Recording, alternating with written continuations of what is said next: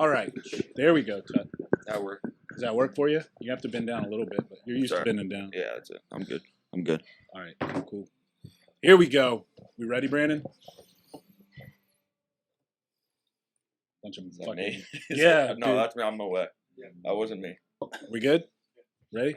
What's up, everybody? Welcome back to the show. We are here with my beard idol, Mr. Ian Smith of Atilis Gym, Bellmawr in New Jersey. Also, we got, what's your name? I'm juiced up. Hey, I'm Brandon. We got Brandon over here and Chris Tuttle on the video. No, man, we're excited to be here. Thanks for having us, dude. It's cool to be back. I know you've had a lot of shit going on, so I'm excited to talk to you about a number of things. So first off, for anybody who may not know who you are, just a real brief intro, who you are, what you're about, and then we'll jump in. I am one of the co-owners of the Atilis Gym of Bellmawr. My partner Frank and I decided sometime last year that we were going to go head-to-head with the emperor here in New Jersey, Governor Phil Murphy. We were told to shut down like every other small business, and about 2 months in, we decided that we were going to open up, and we were going to do so very publicly. And that's exactly what we did. And we were met with resistance every step of the way, and it's been an escalating battle for almost a year now. Started out with some summons and some municipal fines here and there, and wound up with $15,000 a day in fines for I don't even know how many days now. We kind of lost count. Still going, though. Still going. We've had our business license stripped. We've been arrested. We've had our doors locked, our doors boarded up. You name it, we've kind of been through the ringer trying to keep our business open, and we successfully have so far. The coolest thing that I've seen with everything you guys have had going on is the amount of support from the public, from Americans who believe in what you're doing. What has that been like for you? I imagine it's been a huge transition for you being really a public figure now, right? Yeah, I mean, we knew we would get support from our member base when we opened. You know, we only owned the gym for 8 months before COVID came around. And we had done a pretty good job of turning a dumpster fire into a pretty successful gym in a short amount of time. And we had a very loyal following then. Frank has been in business in the area for 25 years. Right. I've been in business for about 10 years. So when we opened the gym, we were able to turn this place around pretty quickly. So we knew we had a lot of support. We're a gym with a very, very active membership. Most of our members are coming anywhere from 3 to 6 days a week. So when we opened, we knew we would have that support. What we did not know is that we would wind up having the support of millions of people around the country and around the world. And it's been a blessing, a huge, huge blessing, because if we didn't have that support, we would have been dead in the water, squashed under the boot of government a really long time ago. But it's been interesting, to say the least, kind of navigating, going from being just a local gym owner and personal trainer to a public figure. Yeah. You know what I mean? We didn't plan on that happening. It just, the story took off, and we've done media after media after media after media and podcast, and the story grew as time went on.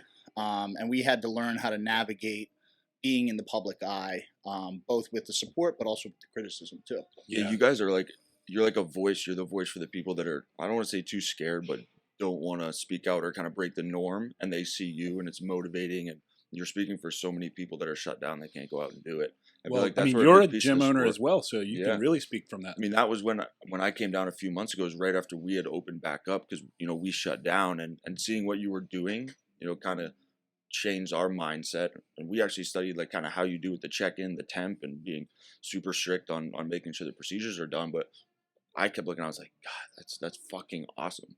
There's something I really fucking looked up to with it. And there's just so many people like that couldn't do it. I think one really important point, and something that maybe, you know, people don't realize is, you know, so I'm from South Carolina. I've been training in a gym with no masks. I mean, wide the fuck open since April, you know, last year. Like the way it should be. The way it should be. 0 cases, no issues, no nothing. People are healthy because they're getting to fucking work out like they should. And that's what you're seeing here too, right? It's not like you're staying open in defiance to the fucking governor and you're having all these people get sick. Yeah, nobody's dropping dead. And we knew that from the beginning. So Frank is the definitely the brains behind the operation. Frank is far smarter than I will probably ever be. He's the brains, you're the beard. Yeah. So when we originally shut down, you know, we kept coming to work. It's not in us to not work. Yeah. You know, we were keeping busy, and we knew that when we reopened on the other side of this, there was going to be some sort of different landscape. And I don't think either of us bought the 14 days even from the start. Fuck, man. But we researched and we researched and we researched and learned everything we could about COVID-19 and everything we could about how it's transmitted and how to mitigate it. So when we reopened, we wanted to be sort of an inspiration for other small businesses, because small business was being left out to dry. You know, we were just being, you know, stand by. Fucking crushed, and Target can be open and everybody else. So, Bullshit. you know, we put a lot of thought into it, because we didn't open just to be assholes and just say, like, you know, screw you, we're opening. We opened because we wanted to present a plan where there was none. You know, government said shut down. They said they'd take care of us. They never did. And then they weren't presenting any workable plan moving forward. It was just wait. So our plan was something that we hoped other small businesses would take and adapt to their own business, and that every small business could take some or all of the measures that we took and put it into place. And to date, we have the signs out there. I think we have 135,000 visits to the facility with no cases reported. So that doesn't mean that nobody ever got COVID. Right. What that means is they have been unable to link any outbreaks to the facility. There's been no transmission of COVID here.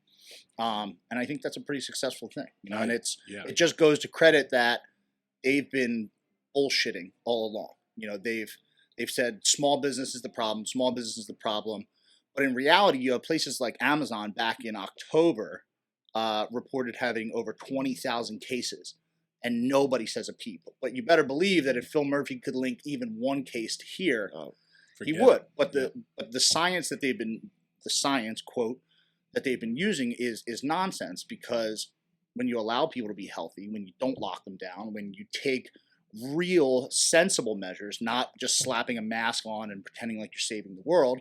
You know, we have 8 hydroxyl generators running around the clock. The air in here is as pure as it gets.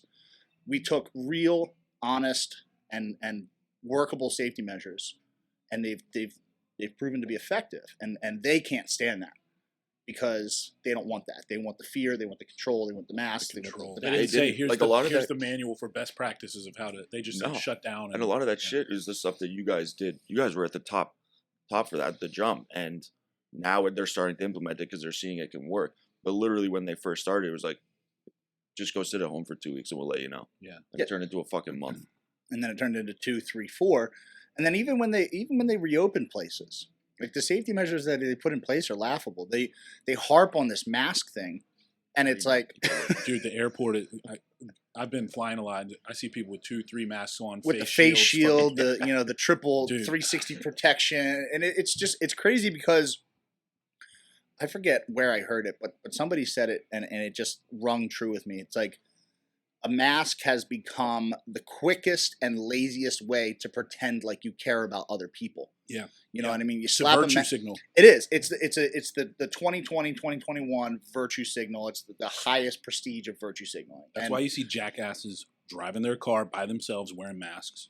They want everybody to see. Yeah, but I mean, how about we really care about people? How about we, those hydroxyl generators aren't cheap, but they work. Right. And people are safe when they come in here. You know, we spend an ungodly amount on paper towels, because every single person comes in. You see the spray bottles when you come in. Every single person has a spray bottle. And we go through, I think, like $400 worth of paper towels every 2 weeks or something like that. So it costs us more money to do it, but people are safe. Yeah, and even the like clean pins, dirty pins. The temp check's not cheap, like all that shit. Yeah, it wasn't cheap, and a lot of we were very fortunate. A lot of people gave us stuff discounted or stuff like that, because we were kind of the first ones to do it. But it goes to this idea that if you get government out of the way, people can do stuff so much better. You know, all they do is they just trip on their own dick all the time. Bro, that's the American experiment. Like Yeah. that's why we fucking exist. Get the fuck out of our way. That's why we came over here and did this. You know? Yeah, exactly. So, and I want to get more into some deeper stuff, you know, that's kind of what you're looking at now and where you're headed now, kind of that stemmed from all of this. So, you know, first off, you know, I'm interested personally in were you always defiant to government and sort of an advocate of free speech and your rights, or did that just sort of like, where did that come from? Was that parenting? Was that because not everybody's like this, dude. Yeah, a little bit of all of it. I mean, I grew up. I was a troublemaker. You know, I grew up in a single parent household with a mom who worked a lot and really did everything she could to raise a boy. You know, but I was kind of like that from day one. When I was younger, there was more bad than good associated with it. I was very defiant for the sake of being defiant. There wasn't fuck authority. Yeah, and you know, drugs, alcohol, stuff like that. And I actually wound up doing 6 years in prison because of some really, really shitty choices I made. And that gave me time to kind of go through a big self-assessment and you know, try to unravel some of that bad and figure out really who I was as a man. Because nobody ever taught me that. You know, I learned it from all the wrong places. Yeah. But I always had that in me, that questioning of authority. You know, do this, why? In school, I was a nightmare of a student, you know, because I thought I knew better, and I always wanted to challenge whatever positions were put in front of me. And I think that's a good thing as long as it's channeled in the right direction. Obviously, you know, that can be very dangerous and very toxic at times. But when it comes to things like challenging the authority of government who's telling you to do something that is very clearly not the right thing to do, I think that's something that's in the American spirit. And I think that's something that especially a lot of men today need to start doing. I agree. Yeah. So as I got older, that kind of got refined a little bit. And became less sort of reckless and more into kind of what you see today where, you know, they told us to shut down and we were like, all right, we'll do it. But, you know, we're watching you guys. And it's sort of been sped up and I think evolved very quickly with all of this. It's thrust us into the area where people are now looking to us for answers. And it's a good thing. It's a good thing because it's forced me to grow a lot as a man. Where I may have been getting comfortable before. Right. Yeah, that's kind of a common thread we've seen recently. We just had Wes Watson on the podcast, and he did 10 years in prison and transformed himself and came out and, you know, is a positive impact on the world now. And do you think that there's, I guess it's obvious that there's a lack of men willing to stand up for their ideals today, but why do you think that is? I think it's something that's been like a long time coming. You know, we're definitely not our father's type of man, you know, and our father's type of man. You know, our grandparents were a lot harder men than we were. And I think that's symptomatic of living a good life. Yeah. You know, where everybody's busy living the American dream. You know, you have your luxuries. Life isn't so hard. And in that, you tend to get a little lazy. When it comes to the things that kind of keep you sharp and keep you masculine. Right. You know what I mean? A lot of guys now aren't working very physical jobs. And as stupid as that sounds, that teaches you a lot. You know what I mean? In the same way that sports teaches you a lot or anything like that.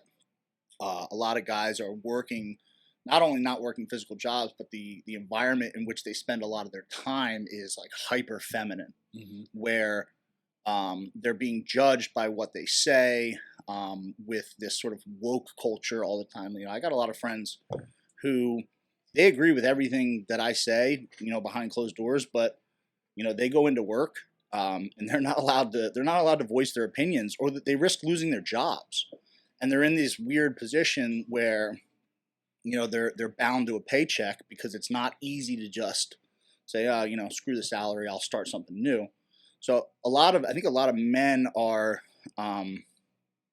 being forced into this position where they're just like, somebody else will handle it. Somebody else will handle it. Somebody else will handle it. And then next thing you know, the world has changed dramatically. You know, that doesn't happen overnight. That happens over the course of 20, 30, 40, 50 years where nobody wants to say anything because nobody wants to put their ass on the line. And then next thing you know, that that gets stronger and stronger and stronger, and it gets harder and harder and harder to speak out. And I was fortunate that I wound up in a position where I worked for myself. It doesn't matter, who doesn't like me. It doesn't matter who wants to cancel me. It doesn't matter. I guess it does matter, but it doesn't matter nearly as much. Well, you don't have a boss that can fire you. Yeah, I don't have a boss that can fire me. Sure, and we lost a lot of members. But we actually gained way more. Probably like 4 to 1. But I think it starts with stuff like that. Culture has changed dramatically, and the culture has shifted to a hyper feminine culture where we went from, I think, more of a hyper masculine to a hyper feminine. None of those are good. There should be a balance, right? But it's very very far out of balance right now, where men, even from an early age, are being told, hey, no violence. Kids on the playground, hey, don't, no fighting. When we were on the playground in school, when I was a little kid, we used to kick the crap out of each other. And that was recess. We would sit in school and we'd learn, and we'd listen to the teachers, and out on the recess yard, we'd be slamming each other into the ground, and that's discouraged these days, and all sorts of stuff like that. The list could go on and on and on. And boys are being told that they're inherently bad. Mm-hmm. And that they need to abide by X, Y, and Z, and they shouldn't question. They shouldn't understand violence. They shouldn't be aggressive. They shouldn't stand up for themselves. They shouldn't even speak their mind, because if they do, they're toxic. They're part of the problem. They don't understand X, Y, and Z. And what you wind up with is a lot of just obedient, docile men who are just going with the flow, no matter where it goes. Right. And I think that's a path to a place that I don't think any of us want to go. We were complacent for long enough to where the folks who grew up in those, soft sort of coddled roles are now in positions where they're dictating the rules, and they're in positions probably like your Governor Murphy, for example. They're the most influential people in whether it's in politics, whether it's in entertainment, whether it's in academia. It's all over the place. Yeah. Yeah, and that's a big reason why we started this podcast. And I know you have a lot of particular interests in this area of masculinity in the modern day, and sort of getting back to the things that really made this country what it is. And it's frustrating, because a lot of the points you were making, I'm just sitting there thinking yep. I get the DMs from young guys who are like, dude, they tell me I shouldn't be this way or shouldn't be that way. And it's truly just suppressing who I am naturally, because I'm a competitive dude. I feel like I want to be the best and work hard, and that's no longer a virtue. And that's not a virtue anymore. And so what, besides what we're doing now, obviously talking about it, what the fuck do? We have to focus on getting people into these positions of power who are of that ilk, I guess, right? I think the first thing is stuff like this. This is step one, is to bring sort of awareness to an issue, right? But it's you have to not only talk about it, but you have to live it, and live it proudly, right? And I used the same example for something else yesterday. I was responding to a message where I didn't wear a mask on the plane or anything like that, and somebody messaged me and said, they sent me a video of them on the plane, and they said I was going to wear a mask, and I decided not to. And I got another message from a woman and her husband saying, you inspired me and my husband to stop wearing a mask. And we've never done it, and we went out shopping all day today, and we didn't wear it at all, and nobody even said anything. I'm like, yeah.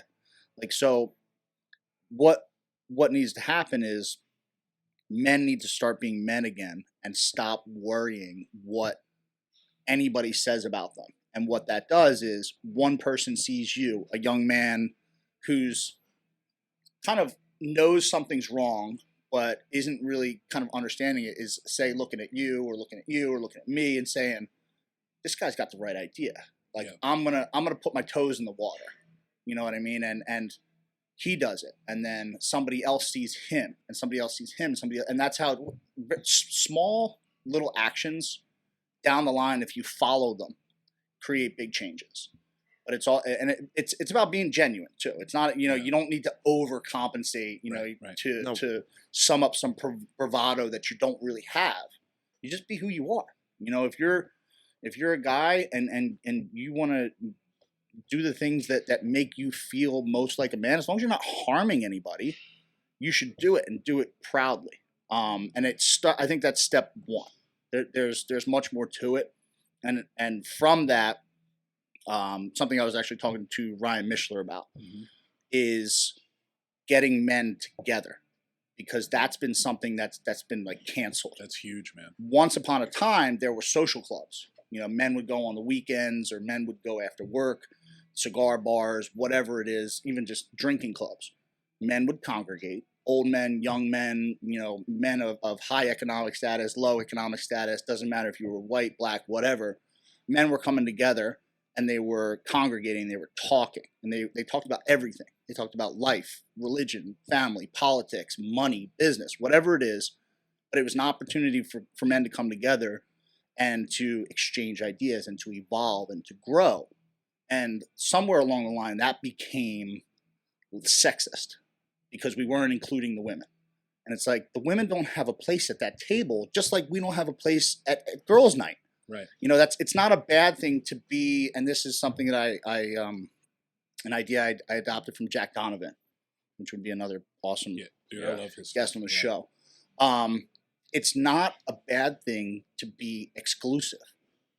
You know, it's not a bad thing to say, hey, you know, guys only.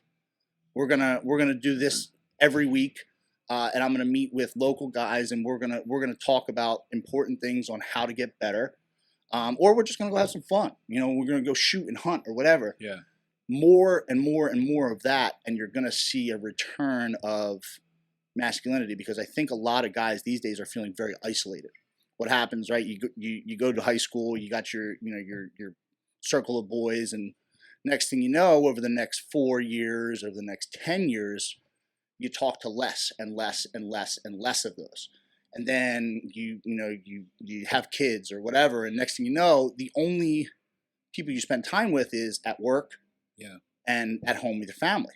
And it's like there's a missing link in there somewhere. Yeah, 100%. And as you were saying that, I'm sitting there thinking, like, you know, and like Jack says, it's okay to be exclusive. It's really interesting because really the only group that gets flack for being exclusive is males, right? Like men, you know, because there's plenty of other exclusive groups. So I think it comes back to what you were saying about, like, don't be fucking afraid to just do that and stop worrying about people talking about, oh, you've got a men's group, you know, like. And before we started the podcast, we were talking about the fact that we like to do this in person instead of over Zoom and stuff.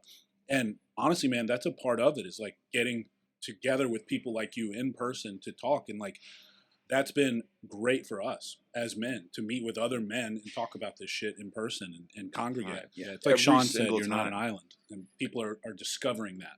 Right. Yeah, and I think that's probably one of the biggest things, is that isolation. You know what I mean? And it happens, you don't realize it. It happens little by little by little, where your circle shrinks and your circle shrinks. And that's not a bad thing. You don't need you don't need to be friends with every single person you've ever met your entire life. You know, and your friend in high school doesn't need to be your friend now. But what happens, I think, for a lot of men is that circle shrinks and shrinks and shrinks. And then there's no outlet for a man to just be a man, because you're at work, even if you're working around other men, whatever, it's, you know, you're going to work, you're doing your job, and you're work, and then you're coming home to your wife, to your kids, whatever, your girlfriend, whatever it is.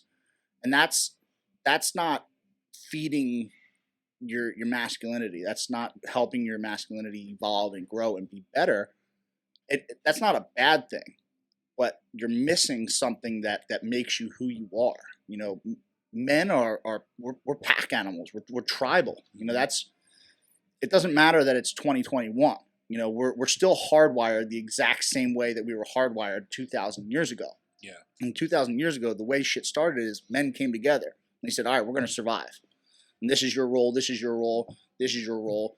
And they learned from each other, and they challenged each other. They constantly were pushing. You know what I mean? It's in man's nature to be competitive. So if the three of us, every Sunday we meet up and we go to the gym, you know, that's something that's going to help all of us grow, because I'm going to try to outlift you. You're going to try to outlift me. You know, whatever it is, we're going to push each other to be better. But if I'm just going to the gym every Sunday by myself, who's pushing me? Right. Who's making me be better? Yeah. You know, or if we're going to the range and shooting and you're nailing targets and I feel like a chump next to you, that's going to force me to be better. If I'm just going there by myself, am I pushing myself? Am I growing? No. I'm just there by myself. That's why I like a lot of Jack's stuff, because he gets back to like the primal nature of man, and talks about how those primitive influences affect us in the modern era. It's like so spot on, man. Like we just experienced that with deadlift. When we talk about like competition, like you said, a big thing is people don't like competition anymore because they don't like to have a winner and say someone's better. Yeah. I love training with someone that's right around the same stuff as me, because if he's going to do one more, then I want to do one more, and then he's going to want to do one more, and every day, every session, you get better. When you take that away, everyone rides right in the middle, and there's no one getting better, and then we get into the society right now where we're at. Mediocrity. Well, that's why socialism is so fucking stupid too. It's all of it's very, it all ties back into the same stuff. You know what I mean? And that's something that Andy talks about, is this culture of mediocrity where excelling is seen as like selfish or greedy. Like I want to make a lot of money. Why? Because you're greedy? No, because I want to make a lot of money and I want to be really successful and do the things I want to do. Yeah. Or whatever you want to apply that to. But that's why I hang around. There's a group of guys in here. There's a lot of guys that run in kind of packs, but I have a pack. Almost all of them are younger than me. They keep me on my toes. You know what I mean? These are 18-year-old, 19-year-old kids that, we have a group chat. Everybody's posting their lifts, even if we're not lifting together. And it's like some of these kids are knocking on the door right where my lifts are. And I've been lifting for 10 years. And that's like, I'm like, man, I'm not letting this kid out pull me on a deadlift. Hell yeah. You know what I mean? So it's healthy. And that's been removed from society, is that competition, which I think disproportionately affects men. I think women are competitive in their own way, but when you pull back that competitive nature of society and try to make everything equal and everything the same in this uniformity, what you wind up with is a bunch of weak losers. Yeah. Yeah. Society advances on the back of outliers, the people who excel and fucking make breakthroughs. And when you approach mediocrity and everybody goes towards the mean, nobody's a fucking outlier. And it's like, it's really funny to me, man, because these same individuals who are babbling this bullshit are also like okay with Bill Gates and Jeff Bezos, and like, you do realize those are fucking outliers. Those are guys who wanted to be the best at something, despite the fact that I disagree with a lot of things that they are about. But they dominate. They dominated. They absolutely fucking they embodied many of the central tenets of masculism and coming up and being the best at what they fucking do. And when you take that away, just like you were saying, man, like we go fucking nowhere. Like if everybody gets a participation trophy, we come to a screeching halt. You think Amazon would be what it is today if they told Bezos he was capped at a certain amount of money?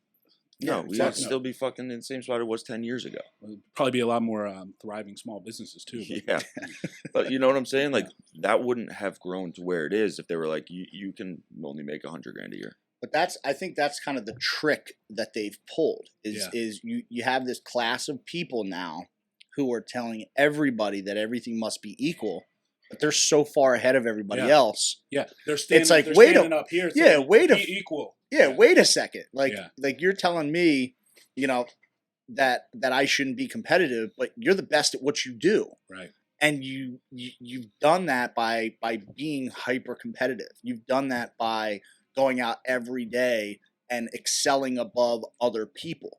And then you're turning around and you're sending that message through academia and through the entertainment culture and through politics, where you're saying everything's got to be equal. And it's like, dude, it's hypocrisy at the highest level. But they've tricked everybody into thinking that like, oh yeah, let's all be equal. That's so boring. Well, in a way, man, it's really kind of them still being hyper competitive, right? Yeah.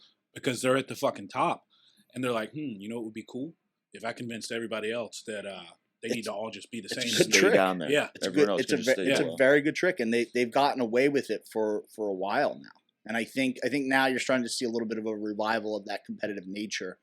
I think men have started to approach a point where they can't stick their head in the sand for much longer, and they can't pretend like stuff isn't going to shit any longer. You know, it's undeniable that we're heading in the wrong direction in a lot of ways. So you're going to see a revival, even if it just starts with something like this. More people having conversations. It's been, I don't want to say rewarding, but it's been interesting to see all these people who voted Biden who are now like, what the fuck did I do? Oh my God. Dude, straight up bombing Syria already. It's just like. Well, yeah, I mean, it's, and the politicians are, I would say, more than half of the problem. You know what I mean? For sure. These people, and it's not a strictly Democrat thing.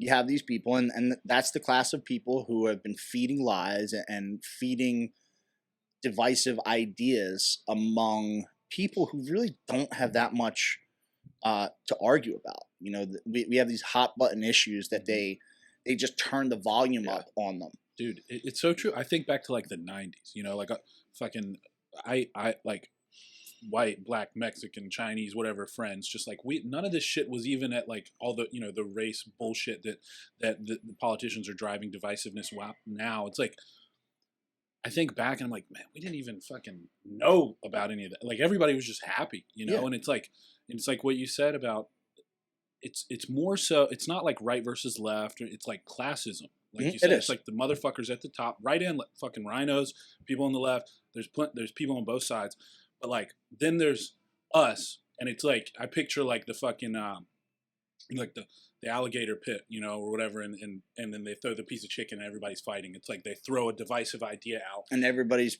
fighting, and they're just chilling, you know. And it's exactly what it is, right?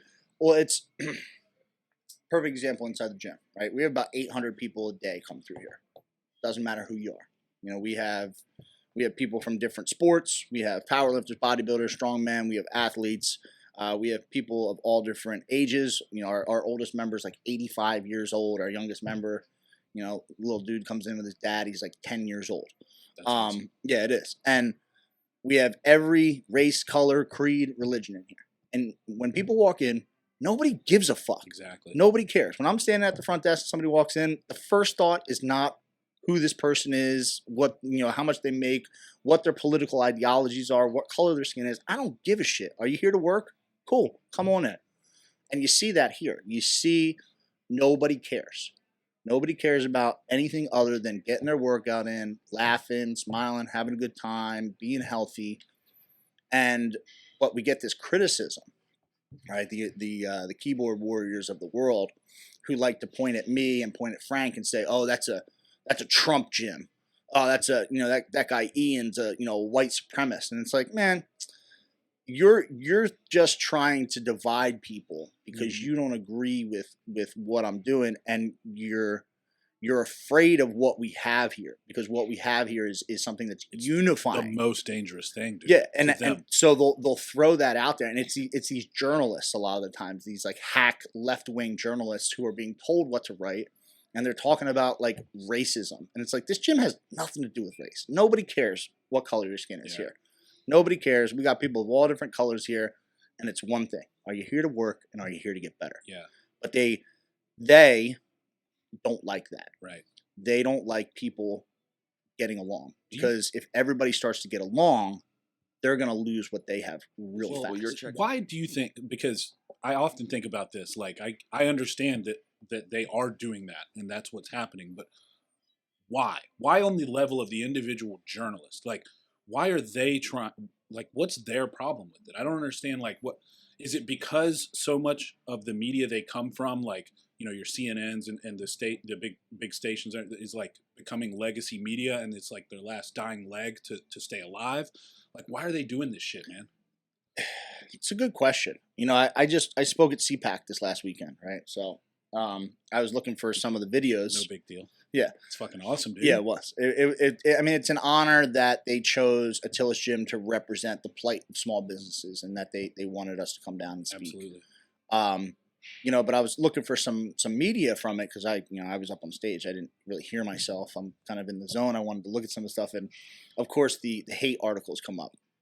You know, and they're immediate. They love going after me, and it's like they're talking about just the most nonsensical bullshit that I could possibly come up with. Like, I'm sitting here talking about small business and reopening businesses safely, and the protection of the middle class, and they want to talk about how I'm a white supremacist. Yeah.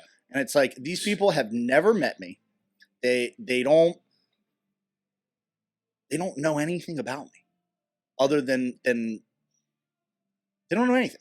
I'm trying to think of something that they know about me, and they don't know anything. They do the most racist thing. They look at you and they see that and you're they a white stereotype. guy. Yeah, Yeah. but it's usually other white guys who do it. Yeah, because they So- got to signal their virtue, bro. Yeah, and that's so. I think what the reason that they do it is these are the people in society that are afraid to compete, because you're going to have that. Oh, that's a good point. Not Yeah. everybody wants to be an outlier at the top.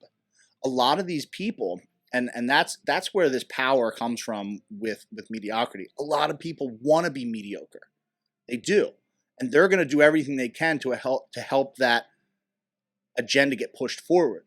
Because if we return to the competitive nature that we should be in, these are going to be the fucking losers in society. Yeah, And right now, they're the winners, because everybody's a fucking winner. that's a good point. You know, so they're going to attack anybody who's going to threaten their place as a mediocre winner. You know, because it, like I said, if you let the dogs loose and you let all the men be men and you let all the people be people, and the competitive nature of all of us sort of thrive, they're going to be done. Yeah. Nobody's going to read their shitty journalism. Nobody's going to care what they say, because they don't do anything other than bitch. They just bitch and moan and complain. But right now it works because they hold the competitive people down, and they scare a lot of people who are truly competitive. Going back to what I was saying earlier about men who are just like, I don't feel like dealing with it. I don't feel like dealing with it. They're holding these people back, because if they let them go, everybody's going to pass them, and they're going to be the loser at the end of the line. Yep. That's the only reason I could possibly think of why you would spend so much time and energy judging other people that you know nothing about. Do you have you ever struggled with blocking any of that out? I mean, I know it probably comes in waves of it every time you go to something big like that or It put does. something up. Is it a struggle for you to block it out, or you just really don't give a fuck because those are the people that you don't really want to surround yourself with? So it's, for the most part, I don't struggle with it. Originally I kind of did, like, when that first wave of like popularity came, like after When the you went on first Tucker. the first Tucker Carlson like came on, and like my Instagram following went from like 20,000 to 50,000 overnight. And I was inundated with messages and all that stuff. Like, a ton of it was supportive, but a lot of it was like really nasty shit. And I remember like trying to like defend myself to these people over and over again, and like try to explain my past. And I don't have a pretty past, and I don't make any excuses about it. But I would try to explain it to each person, and or try to defend what we were doing here. I would argue online with people that are like, "You're killing grandma," you know what I mean? I'd be like, "No, I'm not," da, da, da, da. And it's like, it's such a waste of time. And again, going to Jack Donovan, in one of his books, I forget which one. He has a chapter called "No Arguments." What is it? No, I'm drawing a blank. I'm trying to think. No arguments. No arguments. No explanations. Damn it. The point of it being, I'm drawing a complete blank here. You save arguments, you save explanations for people that you give a shit about. Right. You don't owe just some random person, whether it's on the internet or whether it's somebody who's on the street who has a problem with you and what you're doing, anything. You don't owe them an apology. Why are you sorry? I'm not sorry for opening my gym. I've harmed nobody. You know what I mean? Frank and I have done nothing bad here. Nobody's died. The only thing that's happened is people have gotten happy. So why do I need to explain it to you? Right. Why would I apologize? You apologize. I apologize to you because I care about your feelings. Some stranger on the internet, I don't care. What am I going to apologize to you about? So I've learned that slowly, and it's something that you have to kind of work through, because people can be pretty fucking nasty.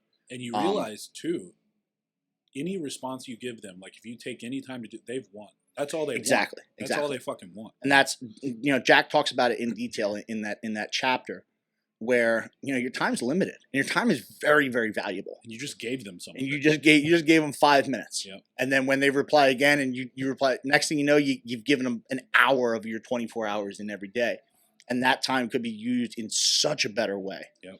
And that's another way that these mediocre people want to hold competitive people back, and it's just been made easier with social media now. Yeah.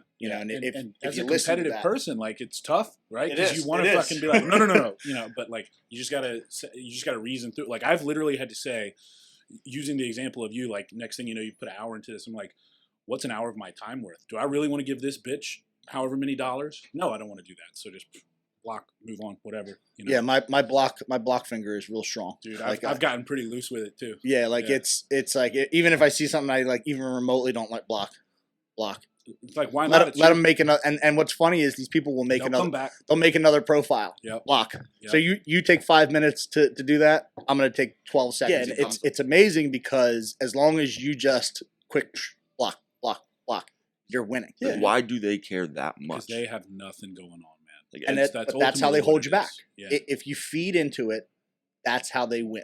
They wrap your time up, and then you're not doing the things that you're supposed to be doing. You're not becoming better. You're just arguing with a moron. Yep. And that's a death sentence to mediocrity. I love what you said, and I think you got it from Andy Frisella about very strong down. chance. Yeah. About punching down. Oh yeah. I mean, a lot of people talk about that, but it's true, man. Like when you think, and we've dealt with this recently, with the conflict over the podcast name, and it's like we at one point, we wanted to like, fucking publicly blast these guys, make a big deal, and then we're like, we don't punch down. We're just gonna change the name and move on. Mm-hmm. And you win. Yeah, you win. Yeah.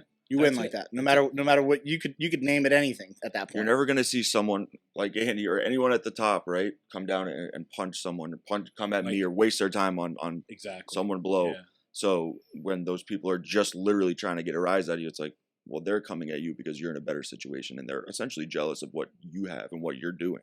So they're exactly the ones that are taking the time to do that shit. That's them pulling you down. Mm-hmm.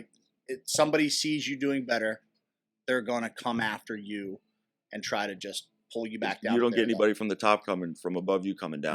No, never. Unless they're on their way down too. Yeah, you know what I mean. Unless they're on the top on the other side and they're trying to, that good, honest people. People like Andy and a whole list of others. Yeah. Like you'll never hear him come out and criticize somebody.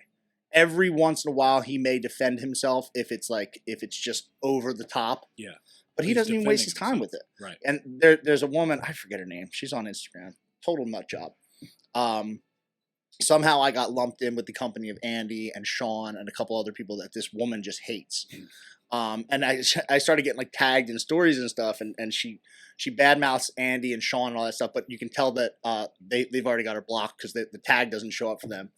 But I would send them text and be like, "Hey, look, like I made it to the club, guys." You know what I mean? And but it's funny, they don't pay her any mind, and she's just incessant. She's just wants something. She just wants to pull you down. Yeah. And that type of stuff that goes right along with all of the culture of mediocrity, socialism. Everybody's got to be equal. You're not allowed to excel. If you do, you're bad. And the best thing to do with that is just keep getting better. Because you just get further out of reach. Yeah. Further out of reach. And surround yourself with the people that you want to be like, and surround yourself with the people that are winners. I always think about, like, I'm a big fan of Jordan Peterson. Awesome. He's great. And he talks about just cleaning your room before you try to tackle the world. And it's like, I look at all these people, man, I'm like, I bet your room is fucking messy. You're so worried about what I'm fucking doing. Just go focus on your shit. Just go clean your fucking room. Take care of your life. Do something with yourself. It's always easier to criticize others. It's always easier to say, look at what you're doing. Instead of looking back here and being like, oh shit, because that's shit's fucked. That's uncomfortable. Yeah. And people don't like to be uncomfortable. They'd rather exchange long-term sort of discomfort for short-term being comfortable. It's easy not to look behind you, even though your life's a total mess. And most of these people, their lives are a total mess. Like they're all this woke culture. Most of these people are so far in debt. Mhm. You know, they've got all this college debt and these jobs that they're netting $30,000 a year off of you know, a $60,000 college bill, and they're not happy people. People who are genuinely happy, people who are genuinely doing well, who are going somewhere in life, are not looking around at others.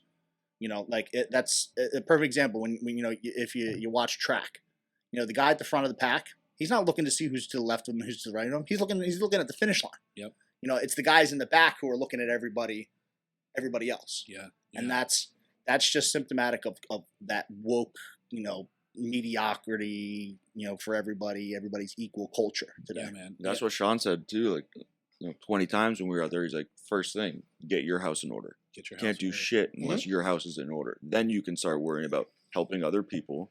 Then you can start worrying about doing other things and building.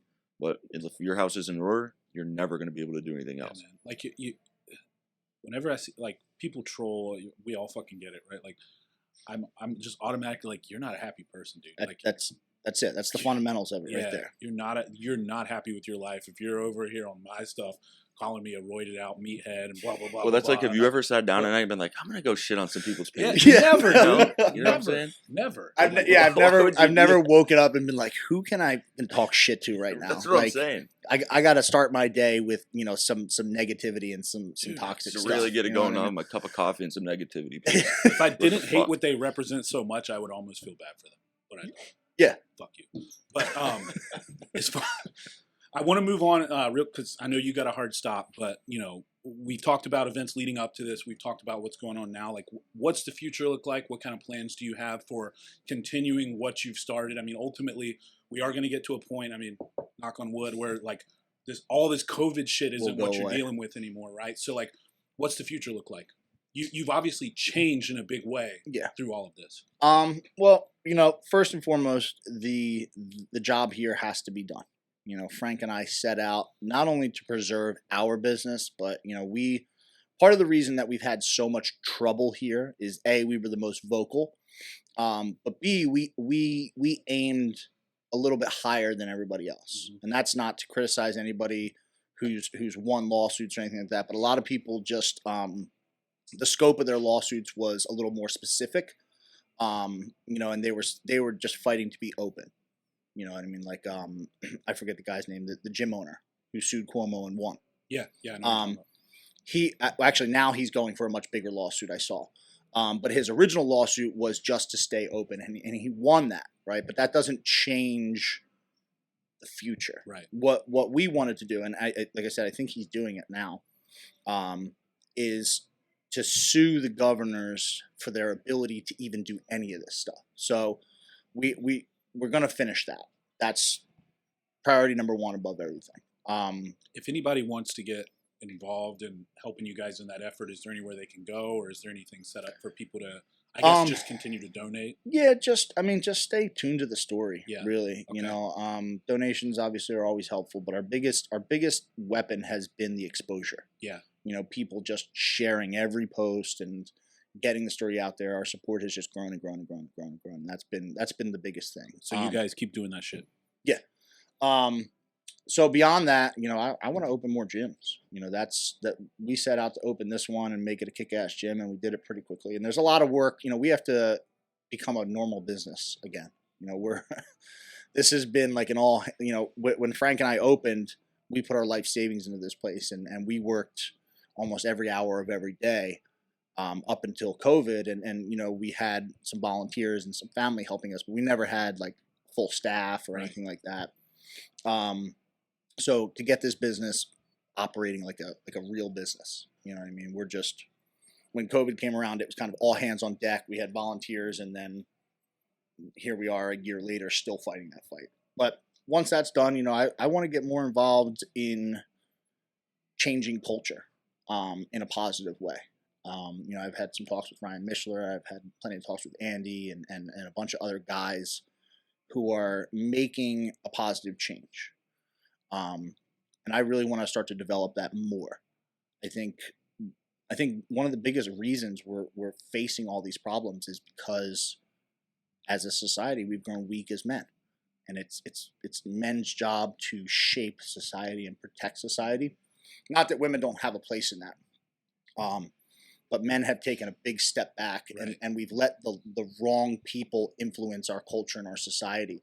So I want to get more men involved and more resources, especially for young men, because they weren't around when I was there. You know, there wasn't a whole lot of resources for young men to grow. And you have people like Matt Bordeaux and all these people who are creating these groups and organizations that are designed to make men better. And I think that if we can do that, be it through a podcast, be it through meetups and stuff like that, just an organization in general, where men go and there's resources to get better in every possible way, whether it's physically, mentally, spiritually, whether it's improving your family life, improving your relationships, both with women and with men, and just being better all around. I think we will see an entirely different landscape over the course of the next 5-10 years.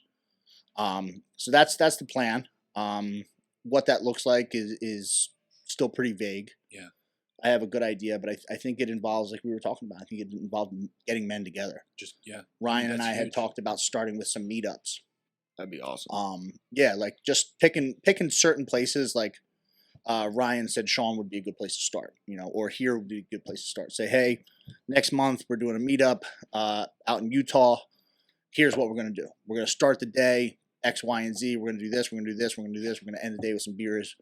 And I'm there, dude. Yeah, hopefully not only attract people from around the country, but attract local people too. Yeah. People in and around that area, so that when that day is over, something is still left there. Right.